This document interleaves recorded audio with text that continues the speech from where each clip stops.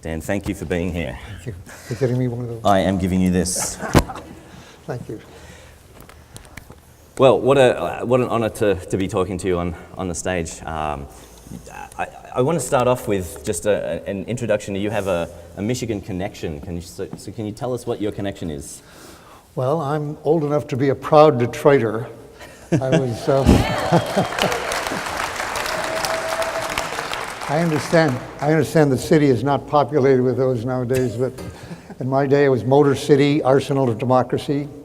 Born in 1931, I was 10 listening to Pearl Harbor being announced with it. And I was on a pleasure drive with my father in the countryside. He went on to work he worked for Albert Kahn in Detroit, structural engineer. And he actually was the chief structural engineer of the Ford Willow Run plant, which was turning out B-24s on an assembly line, which I used to go watch when I was a kid. And I went to school in Highland Park, where we lived, Winona. William E. Barber Public School near the old Ford plant, which was now closed. And then went on a full scholarship to Cranbrook at Bloomfield Hills. And the summer I graduated, 1948, before I went to Harvard, I worked in the Dodge Hamtramck plant, where my hearing has never recovered, actually, from the punch press shop in Hamtramck. And with all that time here, I'd never somehow been to Flint. So when I would have gone anywhere for this event, when Phil Zimbardo asked me, but I was especially interested to come to Flint. Having seen Michael Moore's films, I thought I'd never get to see it. Right. So I'm glad to be here. Well, we're glad you made it, and we're glad Michael Moore didn't turn you off. So can you? I want to start with an introduction. I think Mike maybe alluded to what you've become famous for, but for the audience, there's a lot of people here who have no idea about the Vietnam War. I was born in '73, so it was pretty much done when I was born. I know my father was nearly called up. So I have a slight frame of reference, but a lot of people here don't. So can you give us the Cliff's Notes version of what the Vietnam War was? Well, it's not only the youngest people here who need reminding about that. I was just reading as I watched the voting on this act to get us into Syria, the Syrian civil war. The president was pushing just a couple of days ago. And I noticed that the opponents of that were all harking back to Iraq, rightly so, because what's in store for us, I think, is a replay of the 10 years in war of the Iraq War. But to me, I was very struck that the word Vietnam did not come up in the article, because of course these people didn't remember that. I read that 1/3 of the Congress was in Congress when the Iraq War was voted on, in the same way they were voting on this open-ended war. And so 2/3 had no memory of that mistake. But of course, I suppose no one in the Congress, I'd be interested if there were one or two, was there for the Tonkin Gulf Resolution in 1964. I was in the Pentagon on my first day by coincidence, having been a consultant earlier. But my first day as a full employee of the Pentagon was August 4th, 1964. And I spent that night watching the progress of the first air raids against North Vietnam in 1964, after an alleged attack that morning, our time, on 2 destroyers in the Tonkin Gulf. And as a result, just like the 2 beheadings that we just saw, and the reaction to that very quickly was, you've got to show them a one-time shot here, very limited, just to show the flag. And we sent 64 sorties over North Vietnam. I was watching their progress. Now, I already knew by that night that everything the president was saying about that occasion was false. I won't go through the whole story now. It's in the first chapter of my book, The Secrets. But he said it was unequivocal evidence. I knew the evidence could not have been more thin or equivocal. Like the evidence, if any of you remember, of the WMDs, weapons of mass destruction in Iraq. I think, by the way, I've always believed that Bush and Cheney, President Bush and Cheney, believed there had probably been an attack, I'm sorry, WMDs, though there weren't any. But when they said the evidence was unequivocal, that was a lie. We know that at the time. Likewise in Tonkin Gulf, I believe that first night that there probably had been an attack. And I think that the President and Secretary of Defense McNamara, my boss, did believe there probably had been an attack. And when they said unequivocal, false. It could not have been more uncertain and peculiar. And it turned out, as in Iraq, there had been no attack. But those raids that went over then were followed 2 days later, by which time the President knew there had been no attack. On August 7th, by the Tonkin Gulf Resolution, which was an open-ended blank check for war, like the Iraq resolution. And that hasn't happened yet. Congress hasn't yet been asked, and may not ever be asked, actually, to endorse any and all actions the President might take, a blank check for war, like the Tonkin Gulf Resolution. Oddly enough, the White House is saying they're going to rely on the blank check that was passed a dozen years ago, in 2001 and another one in 2002. Never come back to Congress, maybe. But even at that time, of course, again, I say, in all these cases, they were lied into war. And that's why I'm saying a sense of the history of this is terribly relevant. And it helps to be 83 in this particular case, as I am. And 73, 63 would get you there probably too. But you do have to remember how often this has happened. Well, what followed with that blank check in 64 was the President Joe wanted to drop 4 times as many bombs, tons of bombs, on Indochina as we had dropped in all of World War II. In World War II, we dropped 2 million tons of bombs on Germany, Europe, and Japan, including the enemy.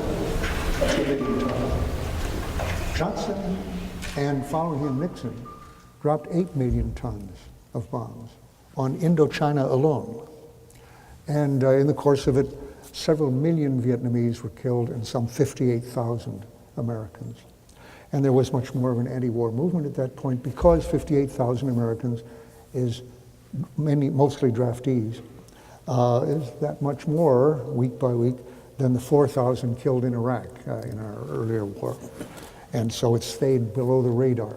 And of course, the President is promising now, right now, that he intends no ground troops, no boots on the ground, only airplanes and drones and aid to the Iraqis. He has also said that our objective, pretty much like Johnson in Vietnam, is to degrade and destroy ISIS in Syria and Iraq. I'm sure there's not one person in the Pentagon who believes that he will achieve, or we will achieve those goals, destroying ISIS with the program he's describing. No boots on the ground. Already the chairman of the Joint Chiefs, Dempsey, this time has done what the Joint Chiefs did not do last time when they felt the same. He's publicly come out and in effect challenged the President by saying he will be recommending boots on the ground. And General Odierno, the Chief of Staff of the Army, has said it will not be possible to achieve those objectives without ground troops. Now, I'm sure, as I just said, everyone in the Pentagon agrees with that. Right. But the President keeps saying, I commit, I promise, there will be no ground troops. Now, he has already rejected a proposal to put ground troops on.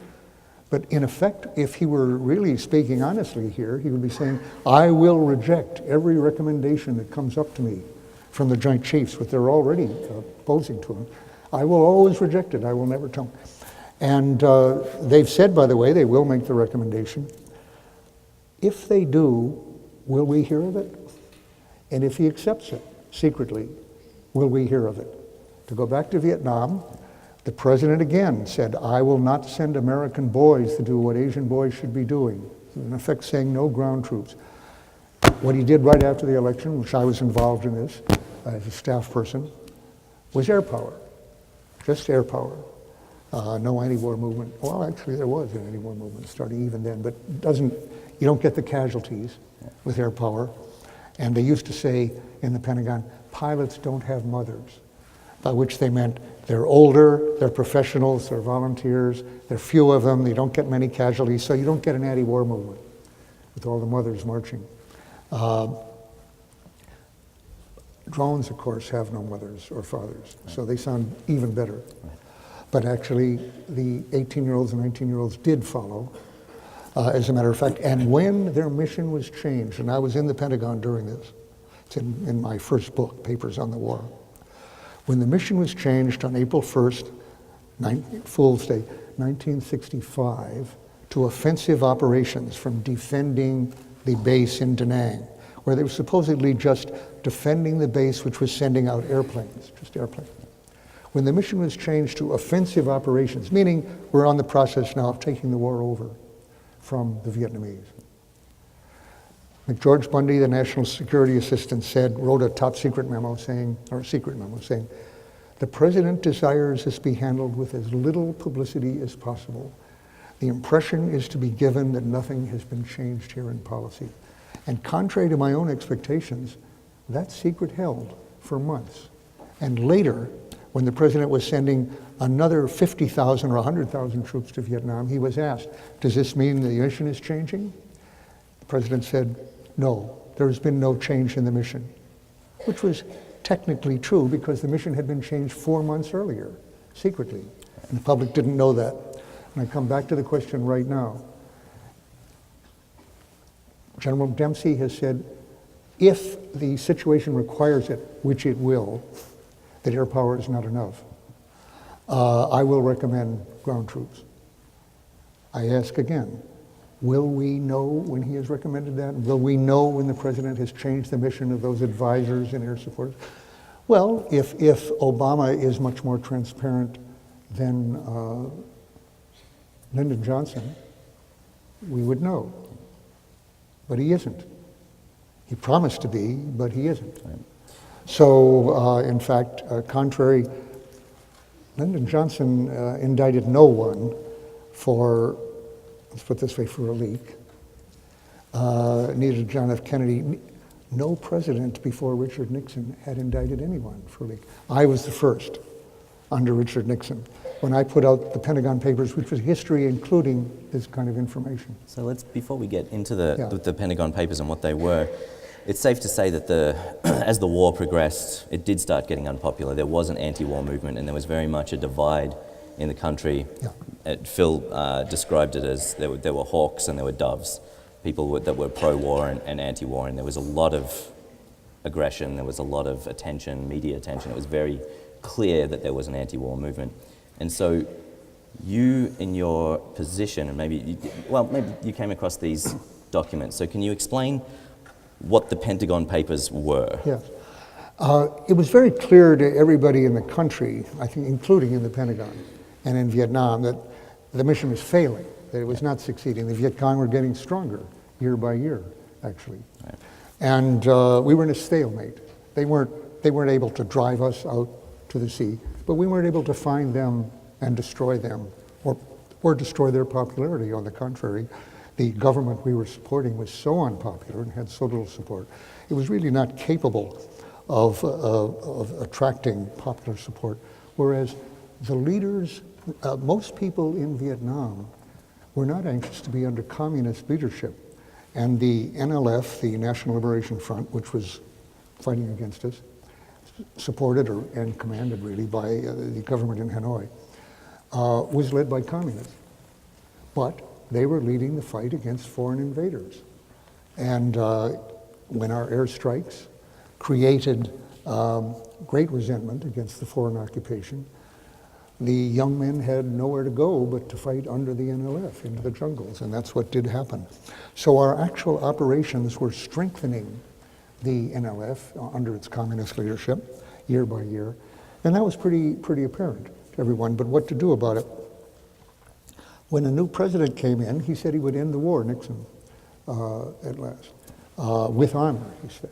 And people thought that meant, well, he'll put some kind of face-saving result on and get us out of there in 6 months or a year. I was working, again, having worked for Johnson, I was in Vietnam, I should say, for 2 years as a volunteer, as a State Department official at that point. when I say volunteer, I'd been in the Pentagon for a year working on the escalation, and then I volunteered to go to Vietnam, and I transferred to the State Department. And my job there was to evaluate pacification, which took me to 38 of the 43 provinces of Vietnam, and I saw the effects of the war close up.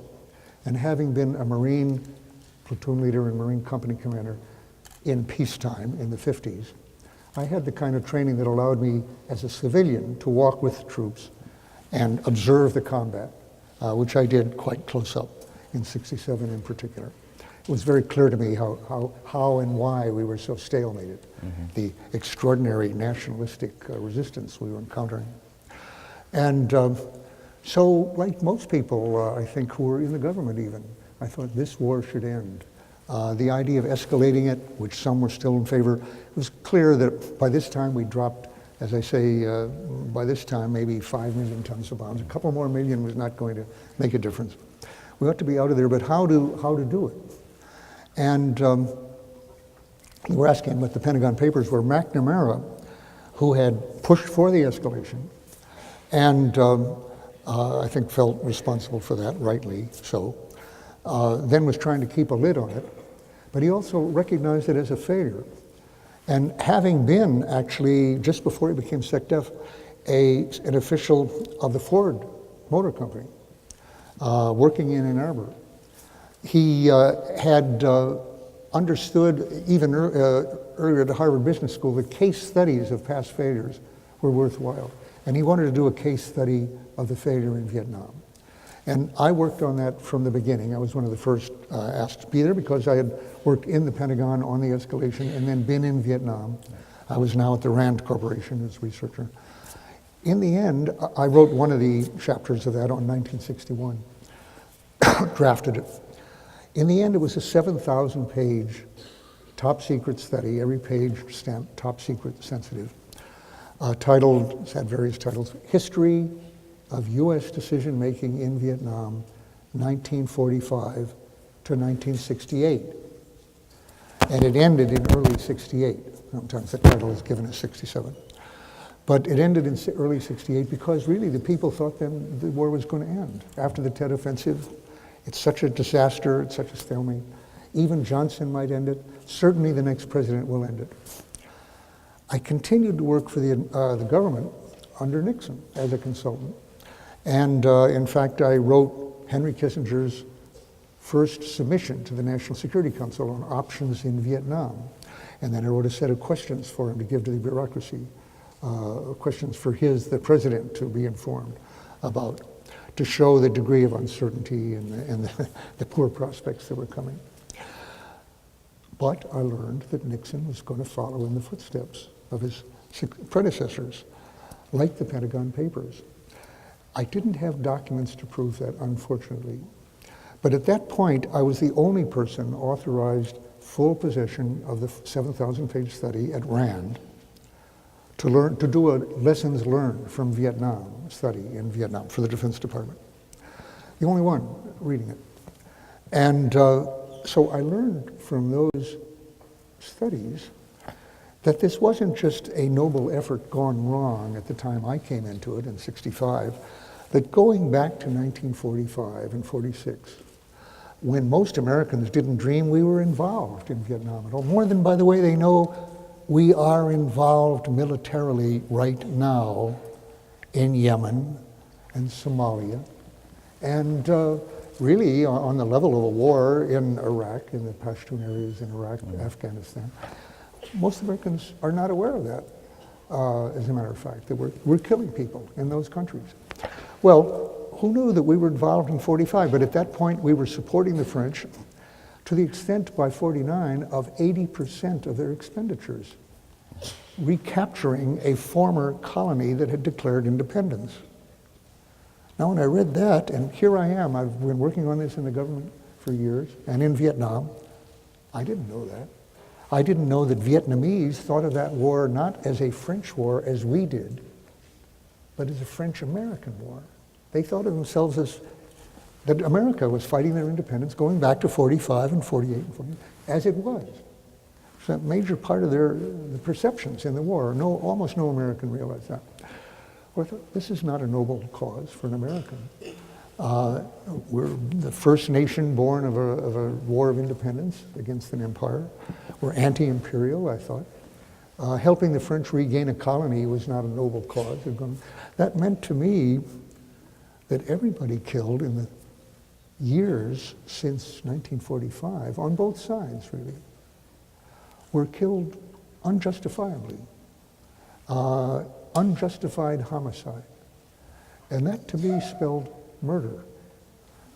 It isn't necessarily in international legal terms. Right. If you fight in an army, whether you're in a just cause or an unjust cause, a lawyer will not say that you committed murder. But I, as a participant in this, said, to me, I've been involved in a process of mass murder. And that was something that I couldn't just wait for it to end, or hope that it will end gracefully in a few years and not embarrass the United States, as I more or less had done up till then. It was something that should stop as soon as possible. And that put a responsibility on my shoulders, I think, that I hadn't felt earlier than 1969. And so something clicked. It was clear that the US had no plan to win the war.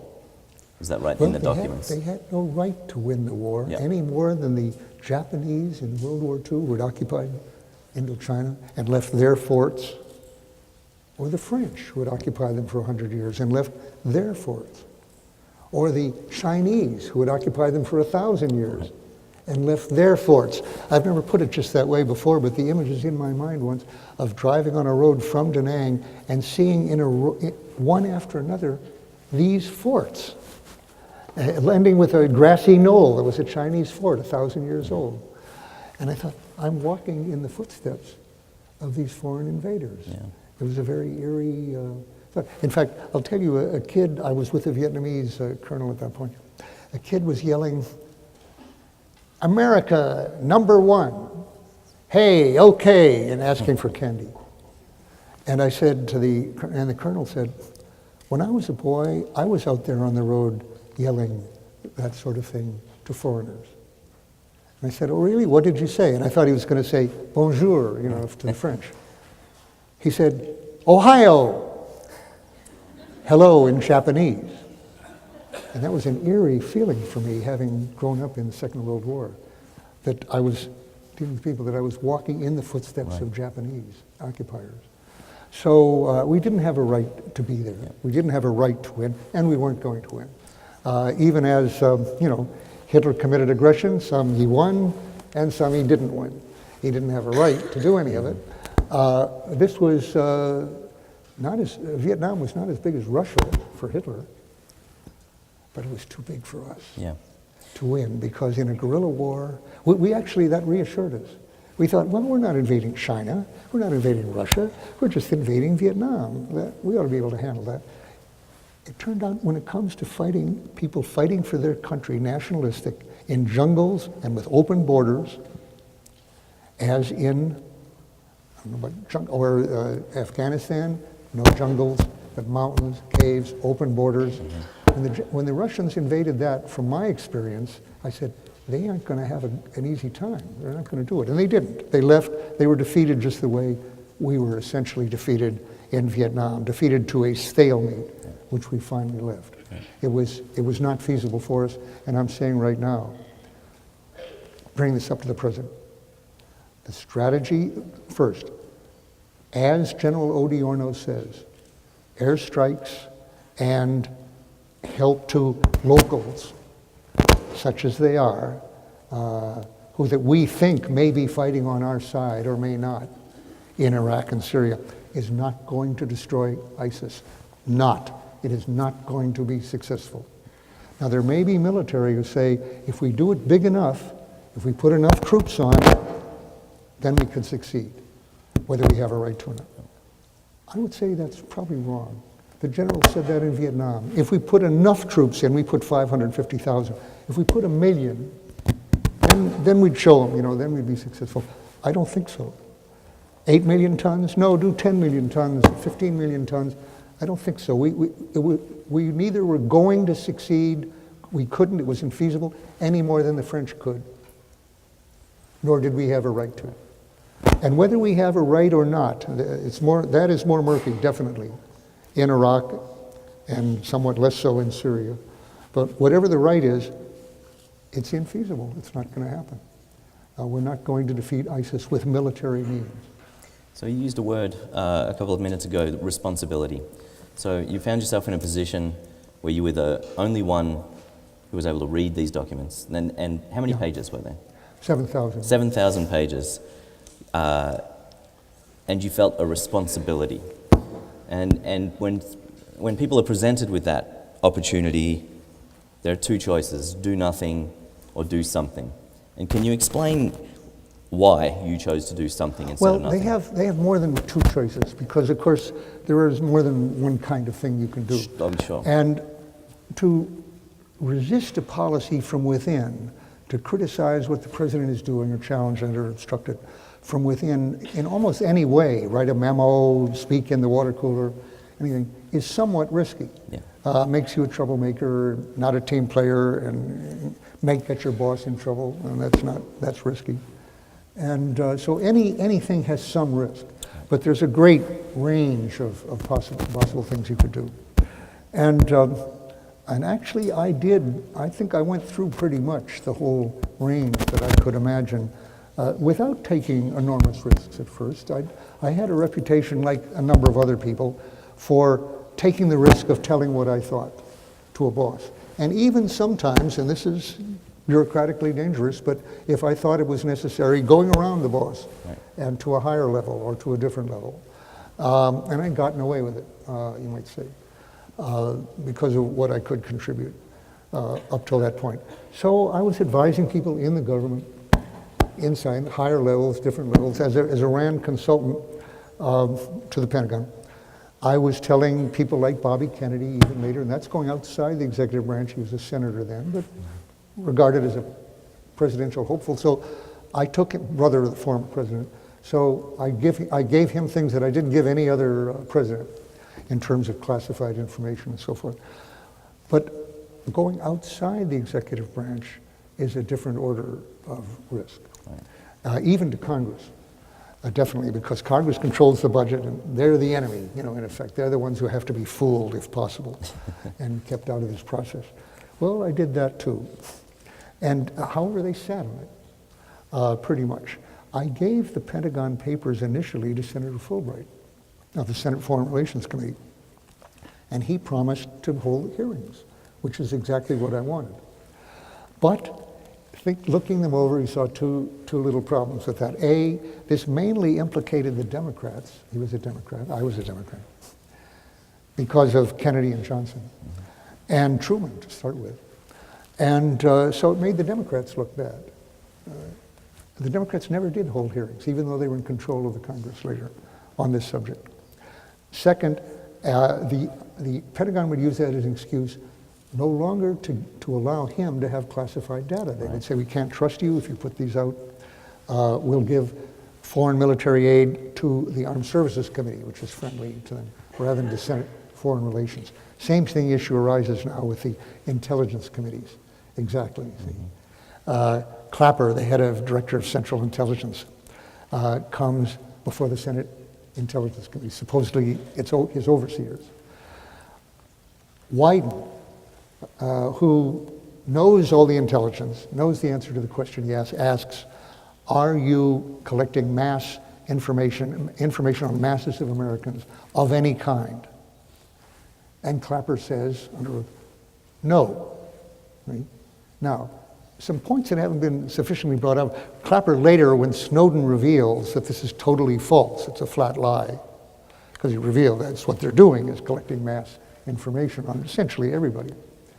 Clapper then says, well, it was the least untruthful answer I could give. And that got some mockery because it had an odd ring to it, sort of unfamiliar phrase, least untruthful. Well, was that truthful or a lie? Well, put it another way, it was the most untruthful answer he could give. What he meant to say was he had chosen not to say yes, which was the truth. He couldn't say that, it was a secret. And he couldn't say what he was supposed to say in such circumstances. Let's go into closed session. I can't answer that in open session. So because that would hint at the answer that Wyden knew he was lying. See? And the committee knew he was lying. And in fact, I would even question whether he could be convicted of perjury because he knew that the committee knew the truth. And he wasn't misleading them, he was just misleading the public.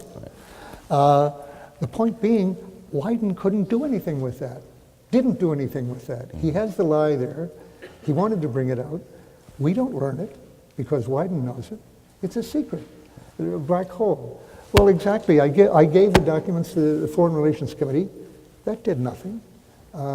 He asked to get them formally because he's entitled to get classified information from the Defense Department. They said no, so they didn't come out. The only way that I could bring out this history was to put it out myself through the press, if they would print it, and take the risk and the responsibility, obviously, of doing that. And Fulbright was willing to let me take that risk, all right. And it wouldn't have come out otherwise, just as we would not know the facts that have led to this dozen or more reform bills supposedly going through Congress now about NSA, National Security Agency, if Snowden had not taken the risk of putting out those documents. And what I was saying, putting out documents is much more risky. But the only way, really, you can get the truth through, because otherwise they just say, it's a rumor, it's untrue, it's hearsay, and so forth. So unless people are willing to take that risk, that's why just yesterday in Washington, 2 days ago, I was in a press conference calling for whistleblowers right now to put out necessary classified information that would show crimes or deceptions, or that the public was being misled as to the nature of the war they were getting into, or how large it would be, or the costs. If they have estimates, which I'm certain exist, under General Odierno and Dempsey, as to what is called for in the way of divisions in Iraq, not handfuls of troops, or the prospects of success, which are as close to zero as you can get, that should be told to the Congress. And that can't be done without risk, although we're trying to lower the risk by providing a thing called exposed facts, which, like WikiLeaks, will use encryption for sources and try to make it possible to do it anonymously. So you don't have to do what Snowden had to do, which was to go into exile here, essentially. And I think we'll get to the Snowden comparison soon. I think it's interesting, we're talking 40 plus years ago, so you had 7,000 pages that you wanted to get to the newspapers. So today you would take it, probably not to Kinko's, but you'd have a machine that could do that pretty quickly. Tell us about your experience. The Xerox machines in those days were 1 page at a time, right. Very slow. And when I saw these later machines, they're just, collate and rip out, very, very jealous. So you spent how long you had a piece of paper, you put it on the machine, altogether, it went months, like this. Months of work. Yeah. Months of copying these documents. Working during the day at the Rand Corporation. And facing that risk every day, knowing that you could be found out at any minute. Yeah. And so tell us, walk us through the release. How did you release the papers to the press? First, as I said, I gave them to the Senate Foreign Relations Committee. Right. And really, at various times, they considered putting them out in hearings, always dropped away from it. And eventually, I waited too long. But in 71, I first did that in the fall of 69. And then in 71, I gave them to the New York Times. And was also talking to people in Congress. I was hoping for hearings still, so Pete McCloskey and Congress and Senator Mathias and some others. But when the Times brought them out, they were enjoined for the first time in American history because injunctions, that is prior restraints, saying you can't publish, were supposedly banned by the First Amendment. It had never occurred. And that led to then I gave excerpts, as much as I could, to the Washington Post. They were enjoined. Boston Globe, they were enjoined. Eventually the St. Louis Post-Dispatch. And then with those 4 injunctions, they kind of gave up on injunctions. And ultimately I gave them to 17 newspapers, which was a mass act of civil disobedience by the newspaper publishers, 17. 19 altogether with the Times,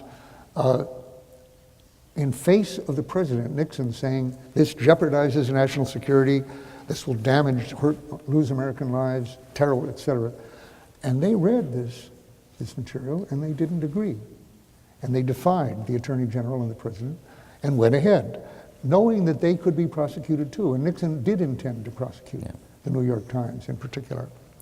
So there's never been anything like that I know of in American history, probably any history, of institutions en masse like that defying the government. That's rarely been noted. The attention has been on me, but actually the papers were taking comparable risks. And then I was prosecuted as I'd expected, but I expected that on the false assumption that I was doing civil disobedience, that I was breaking a clear-cut law against putting out classified information. We don't have such a law that was intended by Congress to criminalize the leaking of classified information. Most countries do. And Britain in particular has the Official Secrets Act, which criminalizes any release of classified information. So in Britain, clear-cut violation. We don't have that because of the First Amendment.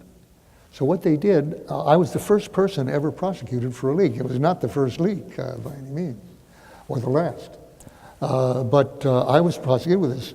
By the way, when we keep saying 7,000 pages, that was the study. But I didn't give the full 7,000 actually to the newspapers. I gave about 4,000.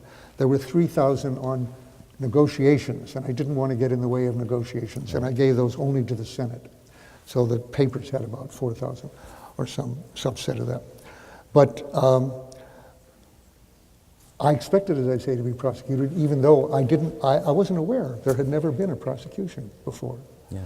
And after me, because of the First Amendment, and my case was dropped, we can come to that, there were only 2 others before Obama. Another one which was dropped essentially under Obama, and 1 conviction. The only jury conviction for a leak in 1985. It's 30 years ago. Yeah. President Obama has brought 9 such indictments, 3 times the number of all previous presidents. In history. So the situation has changed. And now people do have to expect. He's using the Espionage Act, which was used against me for the first time, but was not intended to criminalize disclosures to the public. It was intended to criminalize spies giving information to foreigners, and it's used for that all the time, before and after. But he's still using it, as I say, 9 times, as if it were a British Official Secrets Act, which has always been held by Congress, except once, to be unconstitutional under the First Amendment. When I say once, Congress in November 2000 did pass such an act. Clinton vetoed it on the grounds that it was unconstitutional, and hasn't been brought forward since.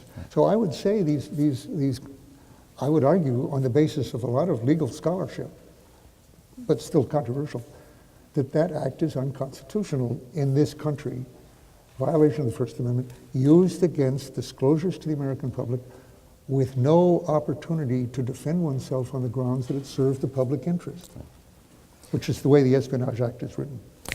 And so this action that you took and that the papers took with you essentially ended the war? Oh, no, by no means. I'm sorry. Started ending the war. I'd be glad if that were the case.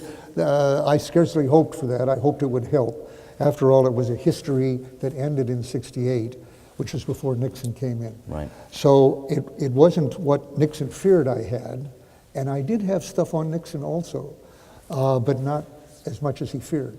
And it was because of his fears that I had information about his nuclear threats to North Vietnam, which was how he intended, that was his strategy for winning the war, make nuclear threats.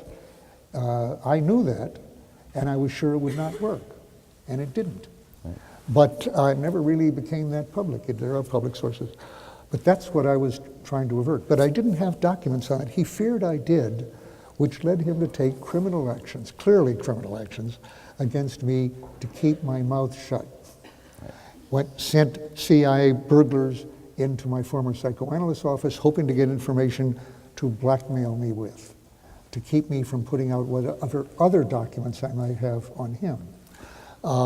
And then sent a dozen CIA assets up from Miami to Washington to incapacitate me, Ellsberg, totally, right, on the steps of the Capitol.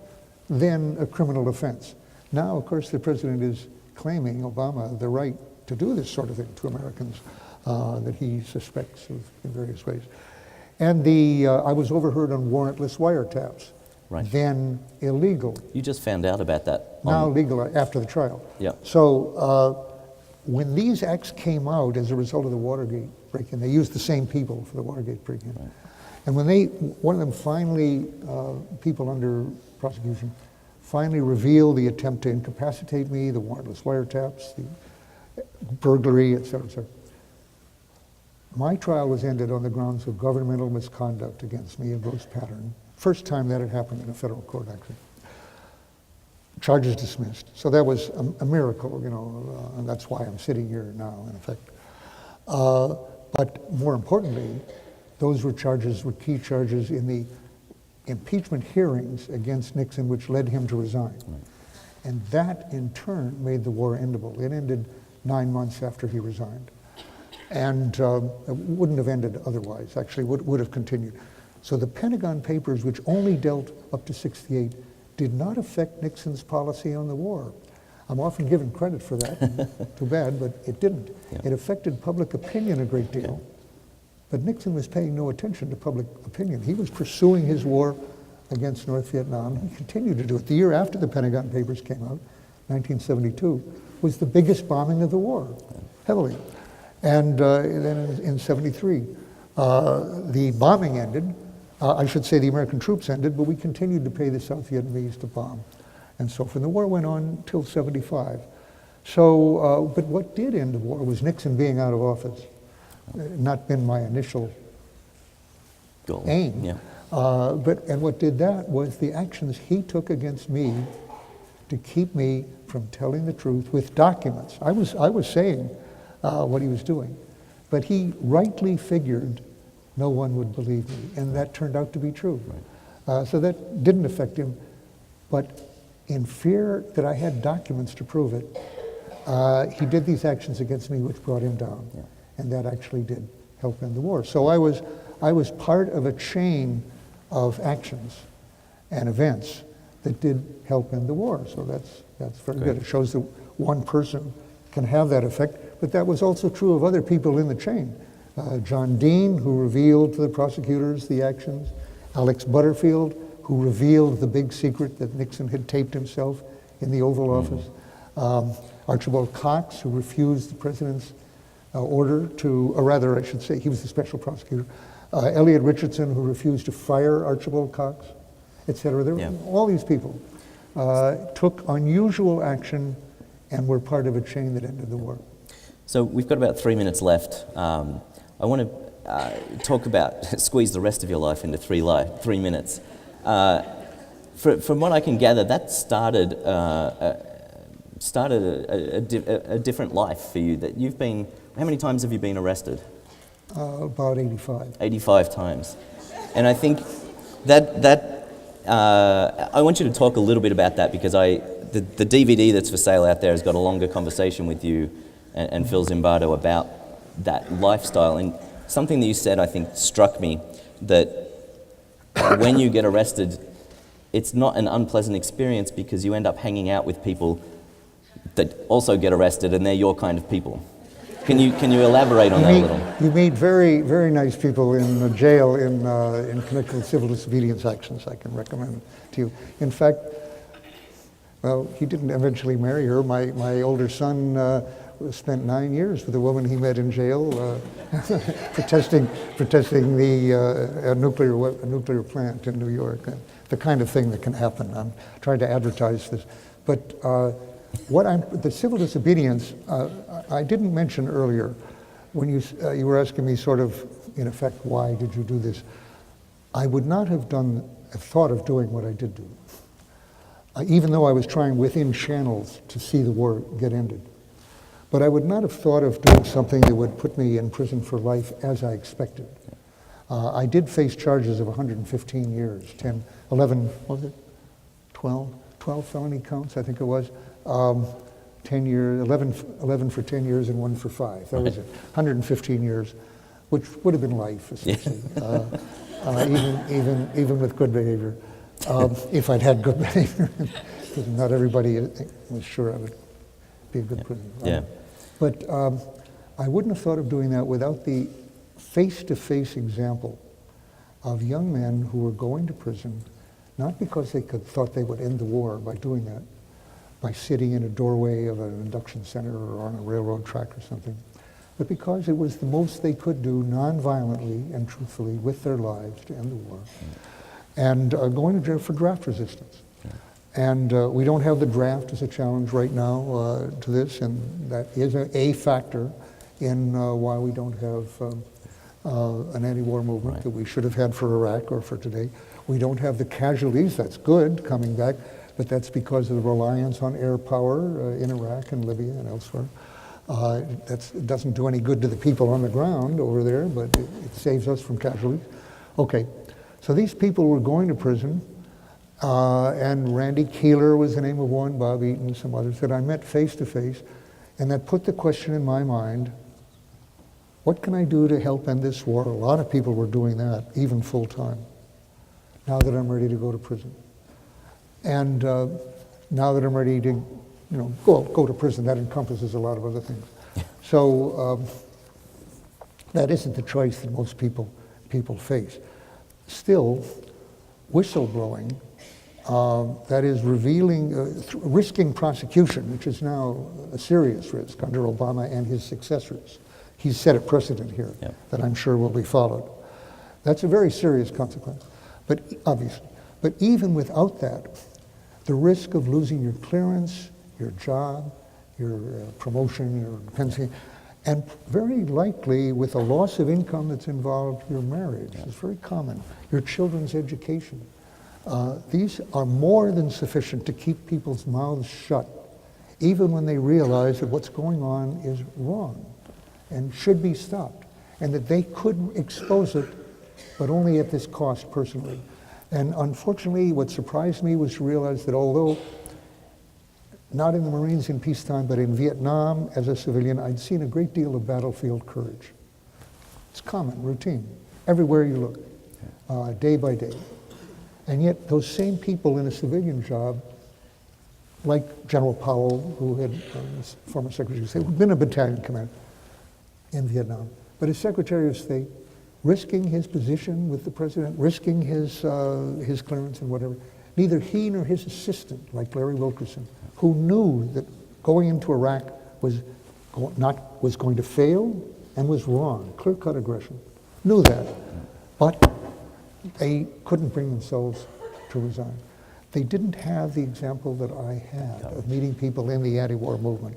So that example is a crucial aspect. Courage is contagious. And when you see this, that's why I'm so anxious, I'm so hopeful about this project that's going on now to teach people there are times, no, you can't tell any one person, you should change your life here, you should go to prison, you should give up your education, you should do this or that. Nobody can make that decision for anybody else. But I do say to people who have the chance to make a difference by telling the truth, consider paying even a high personal risk if the stakes are high enough, and they may very well be. By the way, here we are in, motor land and so forth, and GM. How many people at GM knew that lives were being risked and lost by that faulty ignition? This is not the government now. Right. Corporations. Well, the answer seems to be hundreds, over perhaps a decade. 19 people we know died, many more that may not have been reported, and so forth. Not one tells the truth to an outsider in that. The Catholic Church, with its abuse, no whistleblowers. Right now, the oil, gas, and coal companies are risking human life on Earth right now. They are denying that because they're funding people who say no climate problem, it's not true, it's not proven, et cetera, et cetera. My experience in the government tells me, and none in corporations, I am certain those energy companies have studies inside that exactly confirm what is being charged today in New York, isn't it, the march today? Yep. In New York and tomorrow and so forth. Everything that's being said by Bill McKibben and James Hansen and others, I'm certain is confirmed 100 times over in studies within the corporations, as was true of the tobacco corporations. No whistleblowers yet. But one person who put those studies out would not risk prosecution. There's no claim of an Official Secrets Act there, but they would risk their jobs. They would risk being blackballed in the industry, perhaps all industry, would not be unserious if they were known. They could save life on Earth. Now, that's a stake that's worth risking your life for. And I understand that this campaign and project and source is precisely to put in people's minds what those people who went to prison put in my minds. It can be worth taking a very great risk, and I, as a human, have that capability. I think that's a great way to finish. Thank you, Daniel Ellsberg.